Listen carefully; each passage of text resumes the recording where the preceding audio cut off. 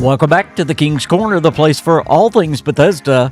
I am the KingFanMan, and hey, if you love Bethesda, the Elder Scrolls, Fallout, and even Starfield, and you're not subscribed yet to the KingFanMan channel, why not? That's all I talk about here, so go ahead, hit that subscribe button. Former lead artist for Bethesda Game Studios, Nate Purkeypile, just gave a very telling interview to Stephen Lake and spoke very frankly about some of the things that he didn't like and disagreed with Todd Howard on about the development of Starfield. And as a fan, I found myself agreeing much more with Nate and truly wondering how Todd could not foresee some of the problems that Starfield ran into. One of those is the repeated content. When planet after planet has the exact same points of interest, according to Nate Purkeypile, this was an actual development decision by Todd Howard. Very accurate that if I was in charge of Starfield, I would have not done it that way at all. I would have done a handful of planets with bespoke layouts, and because like even playing Starfield after it came out, during the main quest, I was running into repeated locations, like on the main quest. And I was like, well, yeah, because you're only going to have time to make a certain number of dungeons. And if you're going to have 1,000 planets, you're going to be repeating content. And it's not actually a procedural game. Like, those dungeons are built.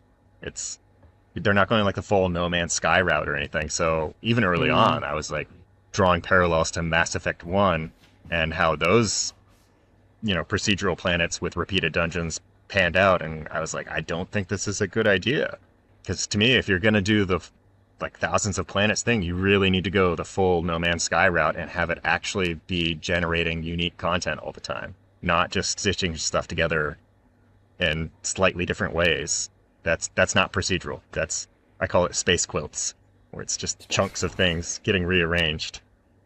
And again, I'm just then interested, did you see what the ambition was for that and then it just fell short of what it could have been? Or was it that it was like, actually, on conception, this is just not going to work, and once the game is on those rails, it's quite difficult to...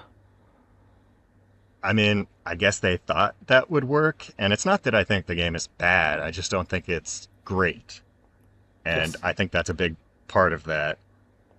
But I don't think the goal ever was to go fully procedural, so that was never the approach, and so I guess it's just like a fundamental disagreement that probably like Todd and other people think that works and could be a way to make a game like that, and I strongly disagree. My feelings about Starfield are very much like Nate Purkeypile's. I don't think Starfield is a bad game at all. I love the game and have over 3,000 hours in it. But it does have some issues that other Bethesda games don't have. My biggest wish for Starfield is not to have repeatable points of interest.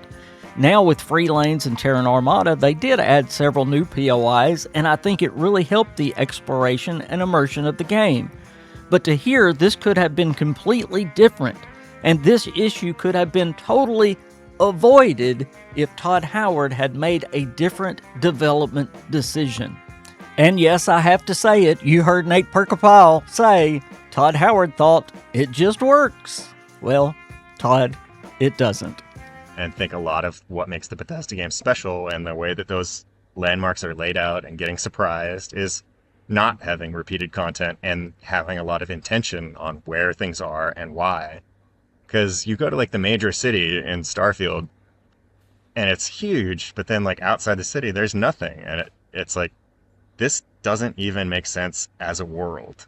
It's just like, oh, we didn't have time to do more stuff, obviously, because it's spent on other planets and can only have so much time, so it's just this city. So it's kind of like an incoherent from an environmental standpoint. Here is another major problem I've always had with Starfield, and Nate articulates it so well. In Starfield, you have some of the largest cities in any Bethesda game, but right outside the cities, there's nothing. This has always felt so strange. Take New Atlantis or even Aquila City. Once you leave the gates, their planets look just like any other planet in the settled systems, with nothing but repeating points of interest. These are supposed to be the two largest cities in the settled systems with the very heart of human settlement. There absolutely should be some smaller suburbs, if you will, and interesting and unique things to find outside the cities. But because of the development decisions to have thousands of planets, there was no time to really form these outskirts and planets the way that they deserved to be formed. As Nate said, this doesn't even make sense with environmental storytelling, something that Bethesda normally does so well. It is so sad to hear we were just a few development decisions away from having a truly amazing game. So quickly, we must ask the question, why did Todd make the choices he made in the development of Starfield, even with people openly disagreeing with him? Why did he choose thousands of planets instead of a much more reasonable number? Why did he not see the repeatable points of interest as a problem? Why, if he was generating planets, why didn't he see the need to generate new, unique points of interest on every planet?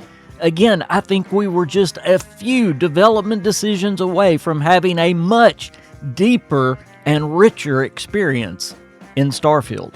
Now, I do want to say this video is in no ways meant to be beating up on Starfield. There's enough of that going on the internet. Again, I love this game, but I would love to hear your opinion on these decisions if you think too we are just a few changes away from Starfield being even better than it is today. Maybe you think I'm off base and Todd's direction for the game was right all along. Please let me know down in the comments below. Thank you for getting your Bethesda content right here in the King's Corner. Hey, before you get out of here, please like this video. Also, hype it if you wouldn't mind, and make that comment down below. Not only does it help this video and my channel, I also really want to know what you think about this. And hey, if you'd like to support me in this channel, there's a couple of ways you can do it. Number one, you can join this channel, become a member of the King's Crew with the special benefits, or you can become one of my dear Patreons. That link is down in the description below. I also encourage you to join our Discord channel. We have a great community. That link is down in the description as well. I am the KingFanMan. I'll see you next time. Bye, everybody.